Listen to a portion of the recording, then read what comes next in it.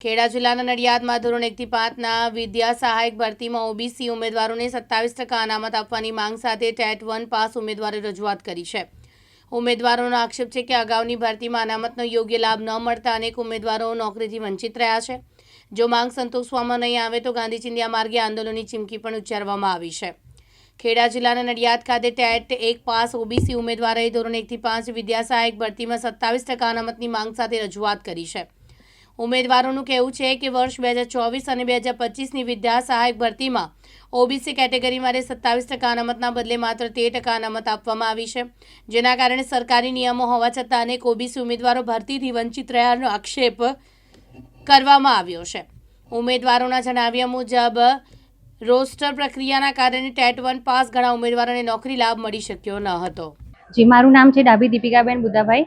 હું TET 1 pass ઉમેદવાર છું। અમે અહીં અત્રે કલેક્ટર સાહેબશ્રીની જે કચેરીમાં ઉપસ્થિત રહ્યા છીએ, એમાં અમારો વિષય છે કે જે વર્ષ 2024-25ની ભરતીમાં 1 થી 5ની ભરતીમાં જે અમને અન્યાય થયો હતો, જે 27% અનામત પ્રમાણે અમને જે સીટો મળવી જોઈએ એની જગ્યાએ અમને માત્ર 13% આપવામાં આવી હતી। એમાં સખત મહેનત કરનારા તમામ ઉમેદવારો રહી ગયા હતા અને બીજી કેટેગરીમાં જે નાકામની જે સીટો ફાળવવામાં આવી તેમાં સીટો ખાલી રહી હતી।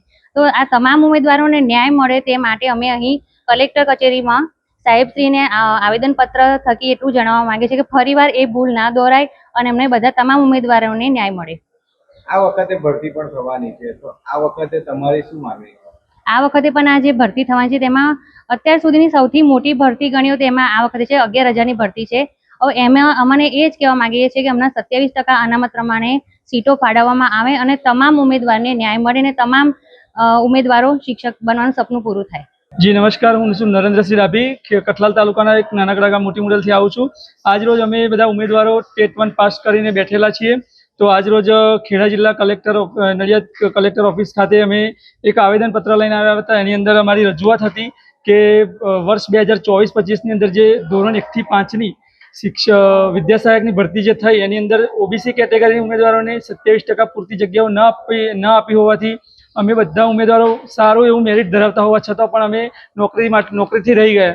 તો અમને સરકાર તરફથી આ વખતે 2026ની અંદર 11,000ની મોટી ભરતી, ઐતિહાસિક જે કહી શકાય એવી મોટી ભરતી આપવામાં આવી છે। તો આ ભરતીની અંદર અમારી એવી માંગ છે કે અમને 27% પૂરી જગ્યાઓ આપવામાં આવે અને અમારી માંગ સ્વીકારવામાં આવે। જો આવું નહીં થાય તો કદાચ આગામી સમયમાં અમારે કદાચ આંદોલન પર ઉતરવું પડે। ઋષાલ પંડ્યા, દિવ્યાંગ ન્યૂઝ, નડિયાદ, ખેડા।